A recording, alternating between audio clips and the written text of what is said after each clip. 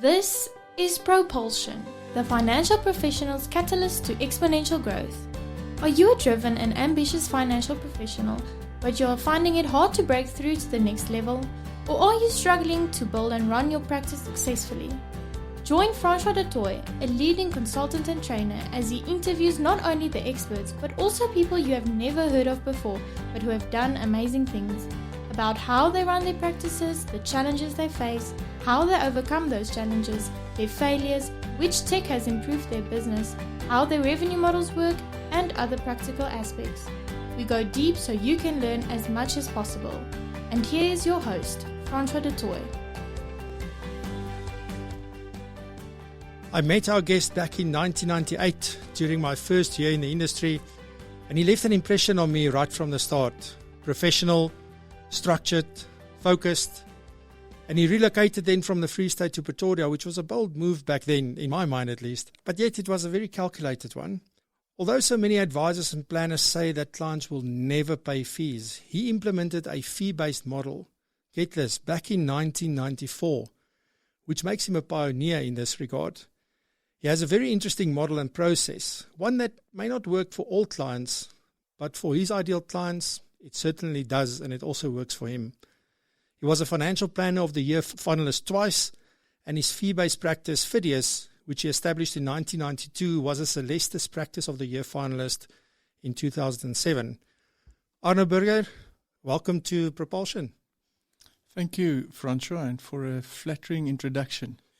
Welcome. Thank you very much for spending time with us today. I've been a long time fan of yours, which you may not know because I don't always speak my heart. But I think, back when we ran into each other again at the coronation function in Pretoria, which I think was in 2015 or somewhere, you didn't hesitate at all when I asked you, yes, Arno, can I just come and have a coffee and just have a chat with you? You've done so much to help me. And in that process, I've learned so much from you that I thought, I have to speak to you on Propulsion because there's so many others that can also learn a lot from you. As I said, you've got this unique way of doing things, a unique model, and that is sort of some of the stuff that I want to talk about to you today. Fidius. It is a very interesting name. It sounds Latin to me. I'm not a language expert, but it does sound a bit Latin to me. What does it mean and why the name Fidius? Yeah, Francois, I think just to go back to your mentioning of our meeting up a couple of years ago at Coro, the reason for me for wanting to talk to people is probably because I have a lot of passion, and it's good for me to hear what how people react on the things that we share. And I have an idea that one would do that to sort of test yourself against others. So yes, ideally I would like to talk to, and I do talk to, financial planners and peers about what we do here, and I like getting their opinions on that. So for some it works and for some it doesn't. Fidius is indeed a Latin word. I got it from the Latin dictionary. There's different explanations for what it means, but in essence, the portion that we'd like to cling to is trust, so help me God. That probably defines to a great extent what we are and what we really want to be. We want people to trust us, and we do believe that we have support from God to assist us in what we're doing. Amazing. It's such a powerful name, and it's also something for me that's easy to remember. I remember from the first time when I heard it, I was like, Fidius, and I never forgot the name. So I think it, apart from it saying exactly what you stand for and what's important to you and how you do your business, it is also a very unique brand to have built over the years. I really like the name. And then what I'm really interested in is, as unique as the name Fidius is as well, your whole model of how you work is very, very unique, as I've mentioned already. And before I go into this whole, how do you work, what your processes are, and those kind of things, what I'm really interested in hearing is the story of what got you to make the change. What made you decide to go to a fee-based model? I mean, there was nothing of the sort that existed at the time as far as I'm concerned. I was just out of matric in 94, so I wouldn't even know. But what really got you to consider and to actually make that change? We learned from practice that you have to work and to properly advise, you have to prepare, and you have to consider many factors, and that takes a lot of time. And if you're in the selling environment, which I was, you would sell and you would earn commission, which would have been fair for the preparation and the work that you've done. And then it happens that policies lapse, not necessarily as a result of a client that is not really committed to paying a premium, but circumstances force a client to lapse for whatever reason.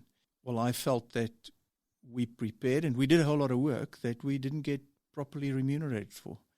And for that reason, I decided that we're going to have to talk to clients about our actual expenditure and make them understand that what we do cannot be free. And we started charging clients. Now, it wasn't properly thought through right in the beginning in 1994, definitely not. But, I had to test the water back then and started setting up bills and sending it out. And I do like to refer back to that as a time where the standard process was you prepare your invoice, you send it out, and then you diarize the file to receive the attorney's letter, who had the audacity to ask the question, what sort of justifies your fee? And that made me think there was an actual case like that, and I had to answer that. The answer was simple. It was, we are qualified to do what we're doing. This is a profession, although not properly defined back in 1994, but there was work done to the benefit of a client, and the client is supposed to pay it. At that point in time, some of our clients probably knew that we would bill them and others didn't. But, it didn't take us long to develop a proper structure and make clients understand that we do render a service at a specific rate and we will charge for costs. And once that is properly communicated with clients, then, they tend to understand and decide on whether they want to deal with you. It's also a nice mechanism to sort of, I think, weed out the people who, that's not then whatever you define your ideal client to be, that if they are not willing, I don't pay fees because, there's commission or whatever their reason was. It also helped you to build the client base that really understood your value and that really saw why they should be paying a fee. It's not only a case of take it or leave it. There was also method behind it. Then very interesting to me, Arno, is the way that you have structured Fidius. And I guess this has changed over time. The structure wasn't there right from the beginning. But over time, you've introduced additional services. Your business at the moment or your practice, what you do is you focus on advisory in terms of wealth management, investment management, that kind of stuff. But you also do tax planning and tax returns, and you offer tax services to clients. You are a registered tax practitioner as well. And then also you offer estate administration services, obviously with that couples well with the estate planning services that you offer. Can you expand a little bit more on why you decided to introduce additional services and also what the value of that is, not only to the client, because they've got this, I don't want to use the word one-stop shop, but they get more services at one place. But what does it also mean for your business in that regard? Francois, it's probably not a one-stop environment. I think it's a related services environment rather. And with that as an intro, let's just go back to some of the points that we touched on. We touched on name in the beginning, and we spoke about Fidius and the meaning of Fidius. But that is important to an extent. But it's more important for me to name the practice as an independent environment, and especially independent from me. So I want Fidius, or the management of Fidius, want Fidius to be the environment that renders the service. The people in Fidius obviously supports these services, and it's also important for us to have continuous business in Fidius and add value to the practice over the longer term, even when I'm not necessarily around anymore. And that was another reason why it was important for us to introduce additional services. I started out as an insurance salesman, and we spoke about how it evolved into at least being a fee-based financial planner. And the minute you talk fees, you realize that you have to render a service, because when you charge fees, you're getting confronted with justify your fees. And then you start splitting it into what is costs and what is rates per hour, etc. And then you realize that, all of these things has got to be put together and properly articulated to whoever asks the question. So when it comes to getting clients on board, we don't necessarily market. I think a whole lot of our clients do market the practice and they refer their clients to us. Otherwise, people phone in and they probably react on information on our website or on some other platforms where we sort of make ourselves visible as fee-based financial planners. And we make it very clear there because we don't necessarily want people to phone in and just to figure out that they don't want to pay fees. So we want people who wants to receive services in exchange for fees as our clients. We offer a complimentary consultation to whoever wants to or considers dealing with FIDIAs, and they come in and we discuss our fee structures, our terms and conditions of engagement, etc. We run through whatever needs to be run through with regard to introduction. And should a client, I have to say, during that consultation, we usually ask the client what's his requirements in terms of services or our services, and they usually give us an idea of what they want, and I'll elaborate on how we would handle that. I usually tell them that I wouldn't lie to you, but you can't consider this advice unless it is in writing. And if a client at the end of that introductory consultation indicates that they do want to make use of our services, we provide them with the minutes of that consultation and our introductory fee. Now, the introductory fee is levied for, well, not necessarily for that consultation, but for the work that flows from that consultation, adhering to FICA, completing documentation, getting terms and conditions signed, and gathering data to the extent that we can take instruction from there. So even before the first advice is on the table, our potential client will settle his first account. And I feel it's a good thing, and I do realize that we probably lost some clients as a result of that. But I also feel that work was done. Obviously, there's no fee. We don't charge anything if we haven't worked for that, and if it doesn't add value. An initial fee is paid, and the client understands that this is how it works at FIDIAs. You instruct them, they do what you say, and they react. That's all in writing, and you get an invoice. We try and quote most of the fees in advance sometimes, and I do have to tell clients from time to time that actual time and costs has to be considered, but we can always give them a good estimate. And as most people in business probably know, that you'll rather quote and stick to your quote than adding the extras that you've done. So over the years, we learned to quote properly and charge accordingly without sort of draining ourselves to the extent that we're not going to be around for a while longer. In terms of that, getting them into that, paying the fee upfront, and I don't want to look upfront. I don't want to confuse. I'm not talking about upfront fees. I'm talking about just like there is a meeting. You have the opportunity to say, yes, this is for me, or no, this is not for me. And it's also opportunity for you to say, this client is not for me, or yes, this client is for me. So I think that is very, very important that both have that opportunity. And then if the client then decides to move forward, it'll be fair to say, well, to open your file, this is what it will be. And that entails, opening the file entails the following. So we do the following work, and to get everything set up, that's that.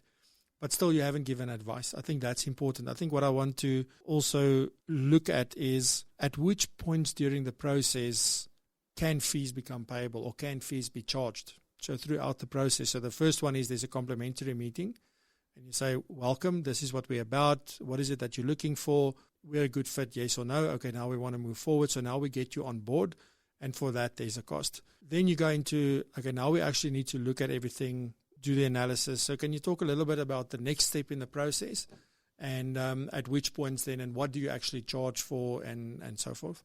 Just one step back, the gathering of data after the initial consultation. If a client indicates that they do want to proceed with business with us, the gathering of the data will be included in the initial fee. That's a set fee. We don't necessarily base that on time and costs. I think as most advisors will know, gathering of data and summarizing everything and making sure that a client signs off on it saying, yes, this is exactly what I have, that's all my assets, liabilities, responsibilities, etc., may vary vastly. So that is set, and thereafter a file is open, there's terms and conditions in place, and then we take instructions per the services as set out in our terms and conditions of engagement. Now, that may include financial advisory and intermediary services. And there's a difference in rates. Financial advisory is for qualified financial advisors to advise, and that's at a different rate as intermediary services, which is basically performed by our back office. That's implementation, etc., etc. But your question is when is a fee due? Well, a fee is due when work is done and presented in writing, and an invoice is presented to the client. In terms of those fees, how do you determine, on a high level, how do you determine the fees in terms of the type of work that was done? So administration, those kind of things, we base that a lot of times on cost and time, the level of the person working with that, the complexity involved, etc. But let's say, so you're working with me as your client, and I am just an executive at a company, so it's not my company, I'm just an employee, if I can, don't want to diminish the fact that you're just an employee, but the fact that that's what I've got, and then I earn a lot of money, but I do certain things, versus another person that there's maybe a company involved or a trust or things like that. Do you just look at complexity? Do you just look at time? Do you look at a combination thereof? What is the determining factor to sort of just get to a fee? Or do you have set prices, that at the risk of sounding like a retail store, but I mean, just sort of, I think that's most people's challenge, is actual pricing, is how much do I charge? And then how do I relate that value to the client? Well, one has to differentiate between intermediary services and financial advisory. Financial advisory is advice from a qualified planner. In our environment, all postgrad qualified individuals. There's a set rate, and that rate is calculated on actual time and costs. Now, that took a lot of work over many years, and it's redefined on an ongoing basis.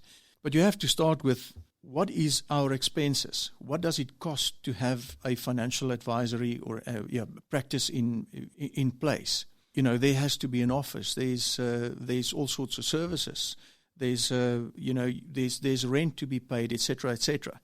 But you can go back to other professionals and you can have a look at how do they calculate their fees. And I don't necessarily want to say that our fees is calculated absolutely correctly. And I also do not want to say that even if I say a fee for a professional is approximately 1,300 Rand per hour, which I think is pretty close to the spot, I don't want to say that is absolutely correct. And it probably depends on where you are. We work in the Pretoria environment. I think if I look at the Welcome practice, you are probably going to struggle to get clients to pay that fee. Why? Because it's too expensive there? I don't know. It depends on the community. It depends on the environment. What are they used to pay? I think an attorney in Welcome is probably cheaper than an attorney in Pretoria for whatever reason. I don't know. With that as background, so that's how the fees are articulated. So two things about your question on how do I relate value to the client, and do we package was the other question. When it comes to intermediary services, it's fairly easy to package. Surrender a policy or change a beneficiary. Administration knows that it shouldn't take more than, say, 30 minutes, taking instruction, completing documents, sending it in, controlling, writing it up on the system, making sure that everything happens the way it should. And they charge, they book their fees, I think, on 10-minute increments at an hourly rate. Well, in our environment, we will judge that, and if it is excessive because of our inability to fix things in a specific amount of time, then we'll adjust that accordingly. It's harder to package fees in the financial planning or in the advisory environment. And no, you cannot look at a client and decide what the fee will be. The fee will always be the fee that you predetermined per hour. And we charge that in 5-minute increments. So we basically calculate the fee on time spent and then actual costs. May I just jump in there quickly, Arno? So do I understand you correctly? If you say like in 10-minute increments or 5-minute increments, that all you mean is that for a portion of 5 minutes, you'll charge for the full 5 minutes. That's all it is. So if it's 60 minutes and you charge 1,000 Rand, or let's say you charge 600 Rand an hour, that means that in 10 minutes, it's 60 Rand for every 10 minutes. But if you spend 7 minutes then you'll still charge me the 60 Rand. Is that what it means? Yeah, I think the 7 minutes going to 10 can easily happen. I mean, you put down a phone, you make a note, and then you're on 11 minutes, so you'll charge the 10. Yeah, so it's probably true to say that, yes, you'll charge at increments of 10. I said advisors charge on increments of 5. Why? Because their fees are much higher than the intermediary services environment. And in some instances you'll probably charge the 5-minute increment on a 6-minute spent, and sometimes you'll charge 5 minutes on a 4-minute spent, which I hope doesn't happen in our environment, but it probably does. But it makes sense. If it's just to clarify the way what you mean by 10-minute increments or 5-minute increments and the hourly rate. I don't want people to think that you charge 1,300 Rand an hour every 5 minutes, because that would be very lucrative. So I just wanted to clarify that. I think we've already spoken a lot actually about your financial and investment planning process. But maybe I can jump to the client experience part here. What is the client, when they walk in, I mean, I can give you my perception when I walked in here for the first time. I think my mouth was open, because it was just from the minute you walk in the door, the way you are greeted here, the things that you are being asked, where you sit and wait, the way that the offices look, so that you can see you're running a proper ship and a proper business here. So that's where client experience actually starts. That part, the client experience, what are the feelings and emotions and those kind of things that's being generated by people working with Arno and Phidias and the team here? And then the process that you actually take them through from the time that we've now gathered the information. What is the process that follows? Just some things like how many meetings do you have with a client? And obviously it'll differ, but let's just say a new client. A new client, you meet them for the first time, we decide we want to work together, great, we onboard you, we open your file, we get your information and everything. What happens from there until before maybe something needs to be implemented? So just that planning phase or the analysis phase, what is that process like? And then what is it that the client experiences during that time? I would hope that the client experience from entering the front door is this is a professional environment. Our personnel is well-qualified people, and I don't think they have a manual on how to deal with clients, but I trust that everyone does their very best to make people feel comfortable when they walk in. There's no specific feel that we want clients to have. I would assume that different people have different perceptions of different environments. In our environment, I just want you to be treated properly and fairly, and I don't think we want to treat any client different from the next one. You'll have your time slot, you'll come in, you'll be offered something to drink, you'll be guided to a boardroom. Whoever consults with you will meet up with you, we'll run through whatever the reason is you are here for. We'll make notes of that. Everything is minuted. I haven't mentioned that before, but even telephone recordings or telephone calls are all recorded, but telephone calls are minuted. And we send minutes for absolutely everything in this office. And by minuted, what you're saying, it's being reduced to writing? Absolutely. So during a consultation, we'll take instructions. There will be a minute, definitely. When a client leaves, the specific portfolio administrator involved with that client will request the minutes from whoever consulted. That'll be dictated and it'll be properly set out, and it'll be forwarded to a client, and we will request the client to acknowledge the minutes, and thereafter it'll be filed, and it'll be something that we'll refer back to.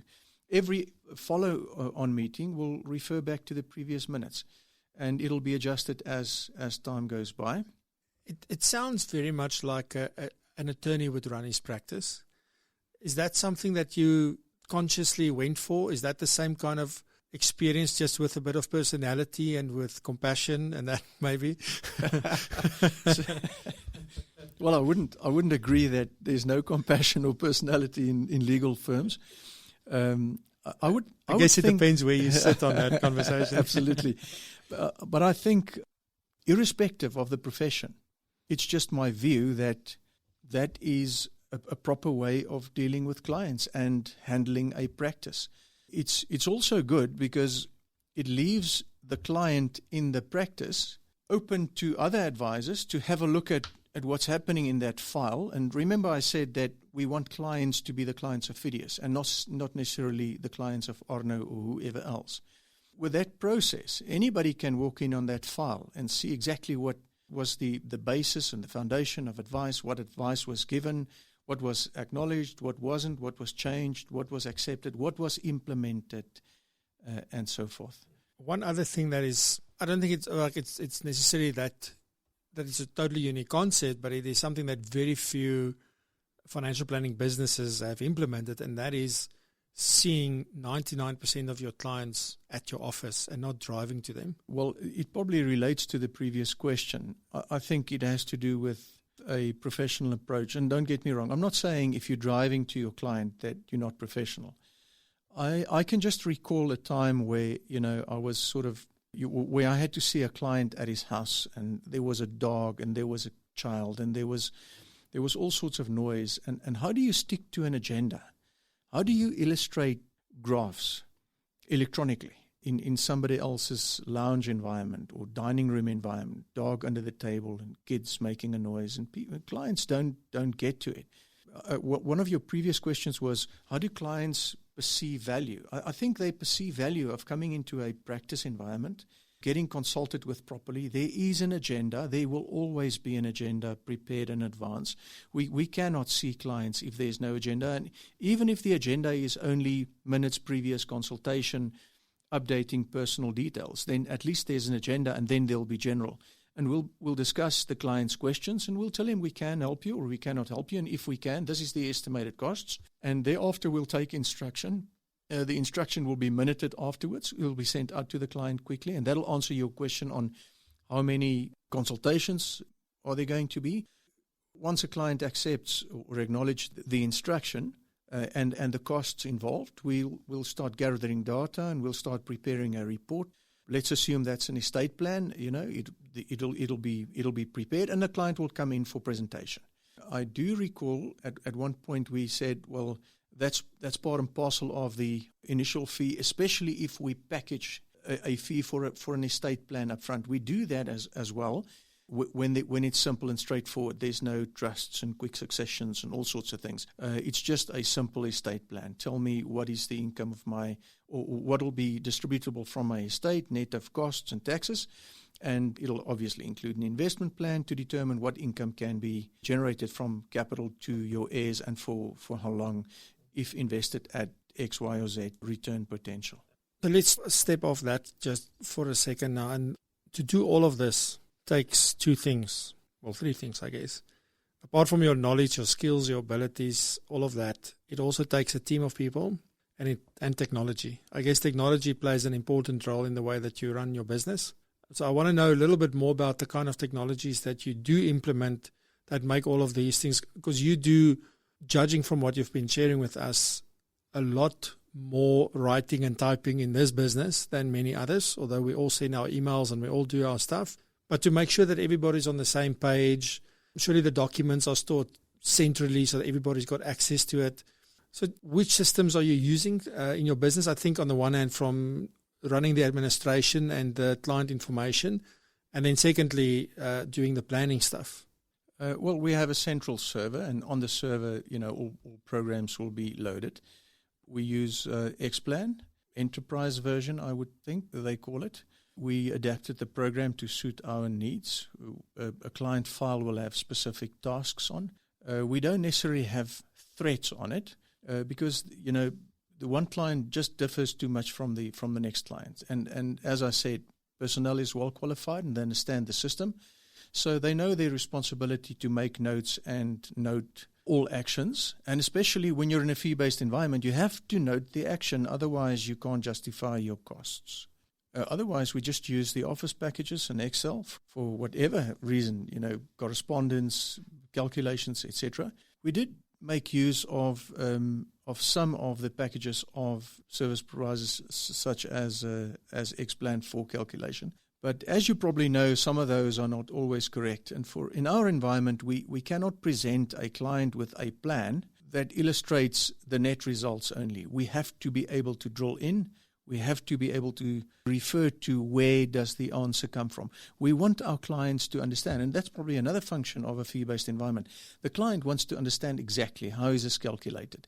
And that probably justifies fees for clients as well. And yes, that probably tells you that the clients or our clients is probably very different from the run-of-the-mill environment. The person that just wants the policy and I don't really care how much is going to be available and to what extent is it going to be adequate to support my family, etc., etc.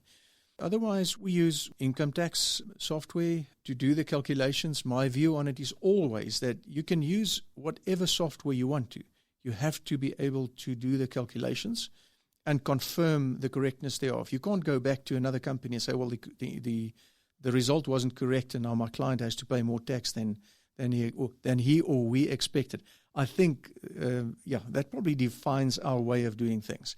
So we have to be able to see right through, and that's probably why we don't use Xplan, the normal version. We have to be able to drill into it and see exactly how it works. You also mentioned that you are recording all anybody that phones in, the calls get recorded and all of that. So that was the other piece of technology I think is important. Do you use a normal PABX system or you're using VoIP phones or? We use a normal PABX system and it just links to a specific dedicated server that records. But that's part of compliance. Those recordings are checked on a daily basis. Inscriptions are made. Some of the calls are recorded, made sure that they can play. And in most instances, or in some instances, we consult telephonically, and those calls must be recorded because I want to listen to it afterwards. And you want to hear the client saying, good, proceed with that, I accept that fee, etc., etc. Talking about like doing telephone stuff, do you also do Skype kind of consultations, online things with clients, or is it either on the telephone or they have to come in? Well, 99% come in. 1% will be a telephone consultation. Telephone consultations are usually flowing forth from a consultation at the office where something else has to be discussed or where a client wants somebody else to be on the line as well in the form of a conference call or so. But otherwise, we prefer to do everything here. We'll definitely not start out with a client on a telephonic basis. The foreign clients, like most practices, probably have clients in all over the world. South Africans that emigrated and so forth. Yes, we do. Some of them prefer to have a Skype call. Nowadays, it looks like we're just doing a WhatsApp call. I'm not too technically orientated, but I found that a lot easier. But I'm quite happy to just have a normal telephone conversation and just set up a conference call if we need somebody else on the line as well. Because I think it's so important. And do you record your meetings with clients itself? Do you have like a sound recorder or something you use during any meetings here or something to that effect? Or do you only take the minutes during that meeting? When it's a one-on-one, I'm happy to take the minutes. As soon as there are more than one person in the consultation, I prefer to just make a recording. Simple cell phone recording. It's fairly easy. Yeah. That's fun. It's fantastic what we can do with the technology we have in that little phone. I mean, it's replaced so many devices. Absolutely. Yeah. Dictaphones as well. Yeah. It's like, it was nice having you here, but now we've got iPhones. True. Or the like. Then I want to talk quickly about your actual fee-based model. This is something like one must be careful of, like understand like paraplanning as an example. I have a certain understanding of paraplanning. You might have a different understanding and another person has a different understanding. When we are talking about being fee-based, you said earlier when we had the conversation before we even started that everything is everything's fee-based in your world. Yeah. But there's still times when, I'll name a company, PPS for example. They don't, if you do planning for a client and now there's implementation of a risk product, for example.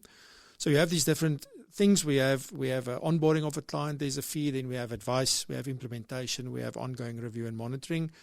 And my guess would be that you are charging for those different phases in the process. Yeah.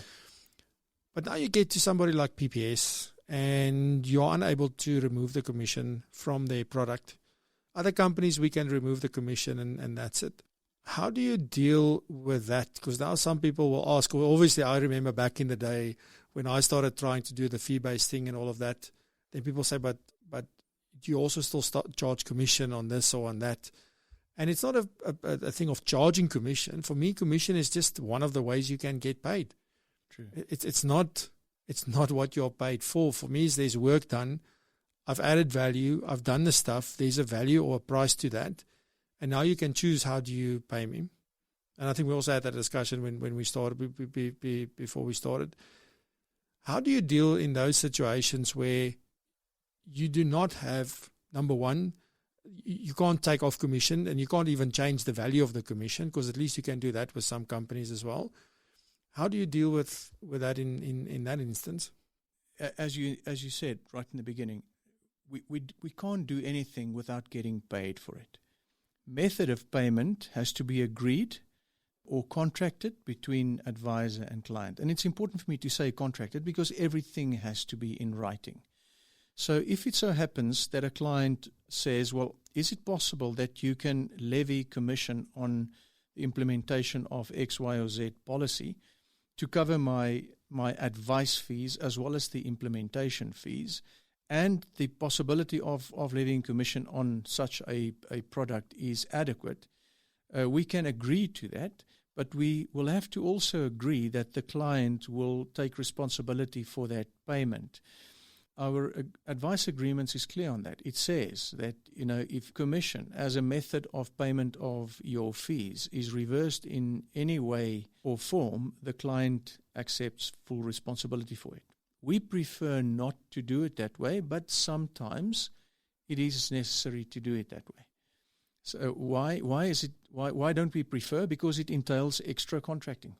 And if it so happens that for whatever reason, commission is clawed back, then, there's additional fees for setting up invoices and alerting clients that this is now due to the company, et cetera, et cetera. I know that you set up, you call, I think, a fee account or something. I can't remember exactly what you call it. But that is basically the method of how you would implement what you've just explained. Am I right? Yeah. So it's setting up an account. The commission is then credited to that account.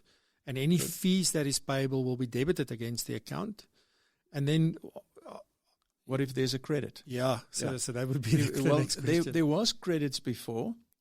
You obviously, you try and ensure that doesn't happen. But if there's a credit, then that is due to the client. We'd prefer to keep that as a credit and then just render services as we move on.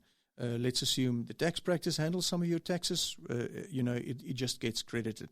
I must say, Francois, it's usually not a big amount. If it is, I'm not too sure if there's any credit accounts in this office today. And then, should that thing then lapse that policy? For example, if there were commission now involved and that was the agreement, you would just debit the account again with the lapse, as it were, and then the client would owe that. They would get a statement of their account and say, you need to pay this. Yes, absolutely. Yeah. Arno, in terms of if you have this like fee account, is that more for the advice part? What happens in terms of the ongoing advice part? Because the funding model is mostly AUM in your business. So is there also an amount, like a price for the ongoing service, or is that purely based on AUM? How do you define that? Well, the easy answer is yes, it's based on assets under management. But you have to be able to explain that to your client as well. The fee is only justifiable if there's a related service. Now, what is the service? The service offering is obviously consultation, advice, implementation, and then monitoring of investments under advice.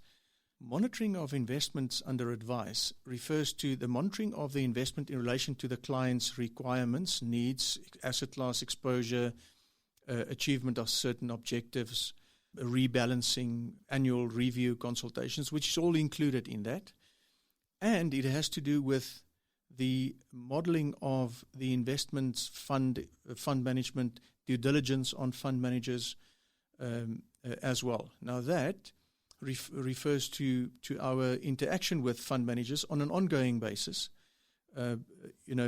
asking questions, getting answers, considering asset class exposure, ask questions why, look at the history, see how that is applied, control how that is applied consistently, and to at least ensure that if you based advice on historic data, that historic data is at least worthy of being considered over time. So there had to be a defined way or method of achieving historic returns. And that defined way has to be articulated to us, and we want to control and see how that is applied in future. So that all relates to monitoring fees, and that is to be discussed and applied to the client's portfolio on an ongoing basis. That can justify fees to an extent, and there's probably a bit of cross-subsidization because we work on a sliding scale, which means that one client will actually pay 1% due to a very small investment amount on an annual basis, and the next client will just have over the next borderline, and he'll probably pay 0.75% on it. So, well, that is how that is calculated. But your question was, how does that relate to a fee account? It pays for services, and we sort of ring fence investments under advice and charge a fee on a sliding scale. And as I said, that includes annual review and review consultations and so forth. But that doesn't run through a fee account like you would. There's commission payable. They put it into the account. Yeah, that's a separate thing on its own. It doesn't. But let's assume there's an instruction on that investment, and let's assume it could have been beneficiated for whatever reason. Then where discretionary is gone. But let's say it's a living annuity or a retirement annuity investment. Even though there's a monitoring fee, but there is an instruction to change a beneficiary, that'll be an administration fee. So the administration fee will be in addition to that. Yeah. So it's clearly defined. I mean, this is what's included in your ongoing fee. This is what we'll charge for whenever that happens. Yeah. So if there's an instruction, there's work we need to do, then that will be charged separately. Yeah. Yeah. So it's very clear to the client what's included in which fee and when it will be charged. Yeah. I think that is so important to get a model like this working successfully, that the client knows exactly at every step of the way what to expect and what will happen and how they will be paying for what it is that they are getting. Interesting, just on that, Francois, I know you didn't ask the question, but I just find it so interesting. Clients will phone in with the instruction to change a beneficiary or a debit order amount. And we will tell them in advance, listen, the fee on that will be X. You're welcome to phone the company or just do that electronically. Our clients, 98% will say, well, we prefer that you do that and pay the fee. So that tells you that clients want a service. They don't work in this environment all the time. They can't really check it and make sure that it is proper. And I don't know if all of advisors will agree, but changing a beneficiary sounds very simple, but some KI or somebody has to sign off on that and make sure that the names and everything is correct. Otherwise, you can be liable or responsible for handling things incorrectly in future. So there's a lot more responsibility on doing those things, and that sort of justifies costs. And what I want to add to that is that the client gets convenience and they save time and they don't have to stress about am I doing this correctly, or now I have to speak to 3 different call center agents to get this. So there's also that part of the service that we forget sometimes is also valuable to the client. It's not only what investment returns are you getting me, or we need to do an investment, or we need to put risk cover into place or whatever. It is also what we save them in terms of time and effort that also has value. And I think that is crucial to remember, because we do forget that. And I think it was Russell Ho in his episode that where he actually brought that up for the first time, to say we need to also remember that we don't just add value in terms of these things. We also, when we save time, when we keep people from making mistakes, that's also worth. Yeah, it's absolutely. Yeah, that's worth being remunerated for. Absolutely. How many clients does Fidius have or look after? Yeah, well, you're going to have to define clients, but let me define it for you. Fidius is mainly supported by a group of investment clients. That is approximately 280 clients. There's many clients that, that has risk products only. Those clients doesn't take as much time as our terms and conditions is clear on review on client instruction only, whereas investments is annual review, monitoring, etc. So that takes a lot more, a lot more time. And that includes, is that across like the tax? Because a lot of these clients are also tax clients. They are also estate administration. Yeah, we wouldn't have a tax client, or our tax practice wouldn't take a client in if that client is not a client of the investment practice. So is the entry point into FIDIAS, is that the investment part, or let's say the financial advisory? I would think financial advisory is probably the entry point. And, a client that had estate planning done and some solutions implemented doesn't necessarily need our tax unless he wants the estate plan being implemented at death. He wants us to have his will. He wants us to administrate his estate. In that instance, we will try and do the whole thing, but we don't sort of entice clients into using our services. We would rather want clients to want to use our services and indicate that they want to use our services. Maybe a question that I haven't asked any other guest before, actually, and I thought about it late last night when I was preparing for this. And I think why I also thought of it is, as you said, and I forgot actually that you've mentioned this to me before, that you're building FIDIAS as its own person, as its own entity, that it's completely separated from Arno, which I think is extremely clever. But what is the succession planning? Do you have a succession plan, and what is that succession plan in terms of this? Any planner in this practice can take over the shareholding or purchase the shareholding and proceed with the practice. That is important. But any qualified individual from anywhere else can actually do exactly the same. It'll take somebody probably a month to understand exactly how we do things. Everything is contained in writing, so it wouldn't be hard. It will be hard without the existing or a well-versed administration office, which we have. So every client has their own portfolio administrator. And so anyone can take over the practice and just proceed with it. So that's probably the basis of succession planning. But currently, but I think in future we will probably identify people, as we start moving out of this practice, to sort of come in and understand the value, and decide on whether they want to purchase the practice. There is indication from other practices that we sister with, instead of brothering with, who would be interested as well. But it is a matter of price, that has to be paid. I know. So, like I do in all my episodes, we'll get a little bit personal. And as I said earlier, not too personal. Don't worry about that. But what does Arno do when he's not in business mode? When he's not here at the office? What does Arno like to do? I like to not think of the office. I think that's important. May I just ask, how do you do that? Well, I don't necessarily take my phone with me wherever I go. But yes, I do actually think of the practice a lot. Even if I go on holiday, I make sure that I see all emails coming in and out. I want to be hands-on. I want to see what's happening in the practice. Not that I don't trust. It's just a matter of, somebody phones in and refers to something, and I've seen that email. I know it's out. I know it's not out, etc. What do I do? Well, I said I don't think, but I do think of the practice.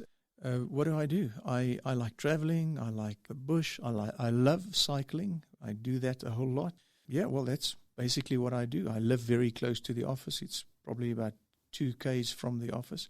When we relocated from the Free State, I used to tell people back there that I'm living in Pretoria and there's no traffic light between my office and my home, and it's been like that since I live in Pretoria. I wanted to ask, is it still the case? It's still the case. Awesome. But by luck, but yes, it is still there. There's a couple of 4-way stops that wasn't there initially, but there's no traffic lights yet. What's been the greatest challenge for you? I mean, since you've started, what did you do before? I never asked the question. What did you do before you actually got into financial planning? Was there a life before this? No, there was no life before that. I studied law. I didn't finish that at the University of Free State. I traveled overseas and I worked overseas and did a whole lot of things before I came back. I worked for for Santam for probably 2 months. And then I met an Englishman in Bloemfontein, very rare species, and I worked for this company called Leslie Brown and Associates. And a whole lot of things that I do today is stuff that I learned from Uncle Les Brown, who I had a whole lot of respect for. And, in that office, everything was in writing back then, and I was sort of surprised by the way they did things. Thereafter, I left and worked for Momentum Life, something I don't prefer telling people at all, because I actually only did a course on selling. That was so interesting. We were all sort of hosted in a hotel, and the trainer sent everyone to a room, and you had to phone the trainer and then arrange an appointment with the trainer. And he had all sorts of questions, to ask you, and he sort of evaluated you on how good you can arrange that appointment. I can't remember what my score was on that, but I realized that is not really what I wanted to do, and I left the services of the company very soon after that, I think for a period of 2 months, and then I set up business. At a very young age, I told my wife back then that my clients think I'm 35, but I was just about 26 back then. And due to hair loss and all sorts of other factors, probably haunts me until this very day. But back then it was an asset. Yeah, so that's where it all started, and then I started working as an insurance salesman. And but you worked in your own name from the beginning. You were independent actually from the start. Actually, yeah. Back in the United building, was it? No, Allied. But where did you sit? I actually set up practice in my backyard in a flatlet in Riebeekstad, the Goldfields. Yeah. Until this day, I tell my children that I usually worked in a suit and tie, and I took my jacket with me to the office, and I didn't even go home to the loo. I had my own loo outside where I worked. So that was office hours, and that was office environment. And in that very office, I actually invited clients to see me there, which they did, and they quite enjoyed that. Even though it was after hours, something that we wouldn't want to do today anymore. Sometimes, yes, once or twice a year. If it doesn't work the other way around, then we can accommodate clients, after hours. Anyway, and from there, we moved to I think it was the United Building Society building. You were where Nedbank was. Oh, you're right. We were on top of Nedbank. You're Yes, right. yes, We were on yes, top. yes. Oh, that's where we got to meet. I remember getting in the lift. I didn't know you yet. I was on my way to your office, and you got in, and you had this brown leather suitcase, if you will. I don't know if suitcase is the right word, but like you had this briefcase. There you go. Suitcase is a bit big. So this briefcase, and I was like, this is proper, the suit, the tie. I remember all of that. So you won't remember because you didn't know who I was when we were in the lift together at that point. But it's funny how, and that's why I said in the intro as well, you left an impression, and you still do. I think it's amazing for me to hear you were actually clear on how you wanted to do things, right? Even though, I don't know if you knew if it was consciously. No, it was. It was. I mean, right from the beginning, from day one. Professional approach was always something, it's always part of my makeup. But I mean, you have to put your money where your mouth is, and you have to do the things that you appear to do. So yeah, over time it becomes easier, but there was times that we really struggled, and it was hard. It was hard to stick to your own rules. I mean, you obviously have this clear vision for Phidias, and I think you've realized that to a large degree, although we never arrive and we always keep on making it better, and we learn as we go along. But do you have a particular vision for our industry or our profession as a whole, where you would like things to go? Francois, my view will be limited to my own outlook. Phidias, as an FSP, I would hope is an environment that sets an example for where I want our industry to go to. From what we said and from what you probably know is we at Phidias don't see building a practice or an empire, employing a whole lot of people and just managing people. That's the last thing I want to do. I'm a financial planner by heart. I want to consult financial planning, and I want to advise, and I want to see that it's implemented through practice. We touched on that in our conversation. So financial planning practice at heart is we really want to do. And nobody here wants to, and that includes me, wants to be a manager of managers. I just want to be a manager of the clients of the practice and the environment and see that flourish within the limits set by this practice. And understand that other practices, has 10 and 100 times this and others probably different. But where do I want to see the environment goes? I think if we can see advisors in South Africa understanding the profession and practicing the profession, we've achieved everything that I would want to achieve as financial planners.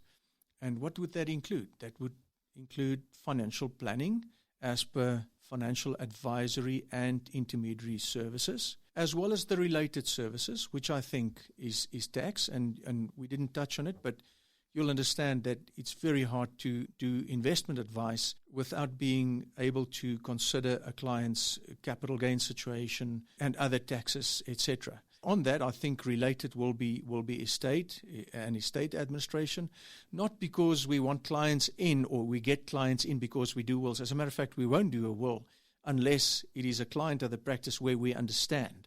It's very hard to administrate an estate where you don't understand where everything comes from. You'll probably know. Well, that forms an integral part of the practice. And then, as I said, financial planning. And this is actually regulated as well, because you can't really plan and advise on anything that you are not properly conversant with. So how do you advise on investment if you don't understand the investment manager? Or how do you advise on product if you don't understand the creators of this product and to what extent this product will be this product and for how long this product will be there to fulfill the actual requirement of the client who you introduced it to? Arno, it was an absolute honor and a pleasure to have you here on Propulsion. I want to say thank you for taking the time and for just sharing with us. I wish you all the best with the practice, and we would like to keep an eye out and see where we go from here. Thank you very much. Thank you for listening to Propulsion. If you found this episode valuable, please subscribe and leave us a review on iTunes or your favorite podcasting platform. This will help us tremendously.